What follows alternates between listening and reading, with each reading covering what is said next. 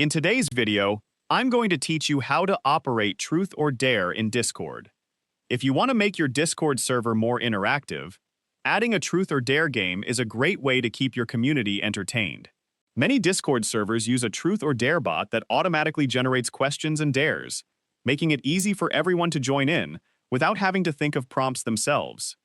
In this tutorial, I'll show you the basic process of operating a Truth or Dare bot in your Discord server.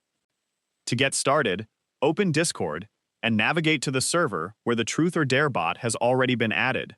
Make sure you have permission to use the bot's commands in the channel where you plan to play. Next, open the text channel where you want to start the game. It's usually a good idea to use a dedicated games or fun channel to keep the rest of your server organized and prevent unnecessary clutter in other conversations. Once you're in the channel, type a / to open Discord/command menu. If the Truth or Dare bot supports / commands, you'll see its available commands appear in the list. Select the Truth or Dare command to continue. After selecting the command, you'll usually be given options to choose either Truth or Dare. Select the option you want, then submit the command.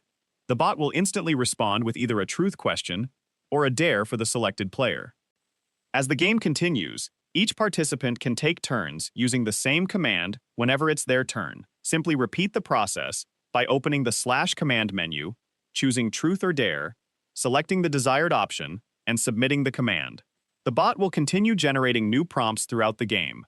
Depending on the bot you're using, you may also have access to additional commands that let you view help information, change game settings, or access other fun features.